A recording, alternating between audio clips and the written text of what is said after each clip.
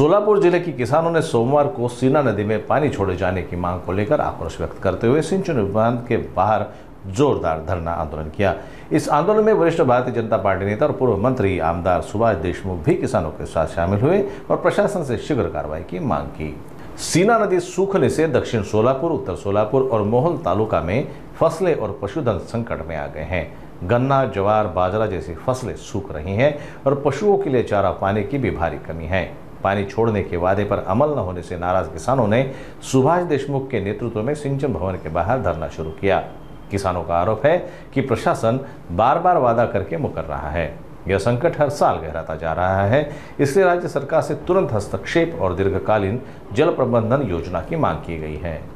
माझी भूमिका एकच असणार आहे की शेतकऱ्यांना पिकाला असं, जनावराला प्यायला असं आणि माणसाला प्यायला पाणी प्राधान्याने दिलं पाहिजे।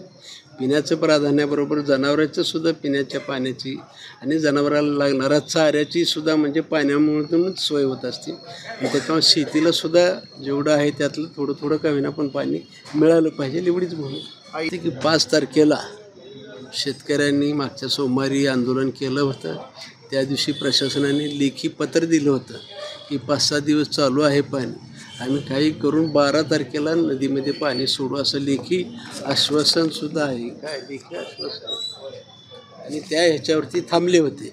काल 12 तारीख होती, काल 12 तारखेला पाणी सीनेत नव्हतं आणि म्हणून अनेकांचे फोन सीना नदीकाठच्या सर्व शेतकऱ्यांचे मला फोन येत होते, पण मी बाहेरगावला होतो आणि म्हणून काल काय मला येणं झालं नाही आणि म्हणून त्यांना मी म्हटलं की आज मी स्वतः येतो, आपण सर्वजण अधिकाऱ्याला भेटू, त्यांच्या अडचणी विचारून घेऊन आपल्याला काही करून सीना नदीमध्ये पाणी सोडण्याचा आग्रह करू। आता अधिकारी का सोडत नाहीत, काय अडचणी आहेत मी कसं सांग? मला एकच पाहिजे की पाणी पाहिजे सीना नदीला। धरणापासून शेवटच्या भागाला ह्या नशिबाला ही पाळी असतीच, कारण धरणातून पाणी सोडल्यानंतर खरं म्हणजे सुरुवातीपासून जे नदी असेल, कालवे असतील, तिथं जी वीज चालू आहे ती वीज चालू असल्यामुळे तिथं उपसा चालू असतो आणि उपसा पाण्याचा चालू असल्यानंतर खाली येणारा फ्लो कमी येतो आणि मग ह्याच्यामध्ये महावितरण विभाग असेल, पोलीस प्रशासनाचं संरक्षण असेल आणि आमच्या पाटबंधारे विभागाचं नियंत्रण कमी पडत असेल आणि त्याच्यामुळे हे लाईट काय बंद होत नाही। शेतकरी तिथले शेतकरी आंदोलन करतात लाईट बंद करा नका म्हणून आणि त्याच्यामुळे बहुतेक खाली येत नसावं असं वाटतं आणि हा सतत चर्चेचा विषय आहे, आंदोलनाचा विषय। आम्ही शेवटचं पार्ट असल्यामुळे आम्हाला थोडीशी अडचण आहे, पण कायमस्वरूपी तोडगा काढण्यासाठी भविष्यात सुद्धा मी प्रयत्न करतो आहे। त्यातलाच पार्ट म्हणून वडापूर बॅरेजेस बांधलेला आहे। वडापूर बॅरेजेस बांधत असताना सीना नदी कोरडी राहू नये आणि म्हणून आपण भीमा सीना जोड कालवा मंजूर करून घेतलेला आहे।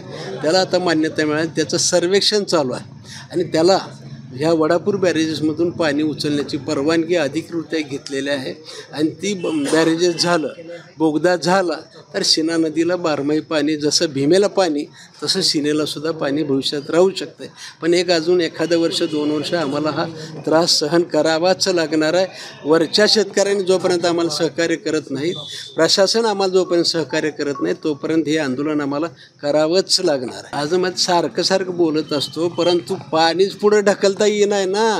तिथलेही शेतकरी लाईट चालू ठेवण्यासाठी आंदोलन करतायत। त्याच्यावर मला असं वाटतं की शेवटी फडणवीस साहेबांनी आदेश दिलेला असतो, पण शेतकरी आपले शेतकरी बांधव आहेत ते पण तिथलं लाईट बंद करू देत नाही, प्रशासनाला थांबवू, त्यांच्याही अडचणी असू शकतील, पण काय नेमक्या अडचणी आहेत प्रशासनाला माहिती।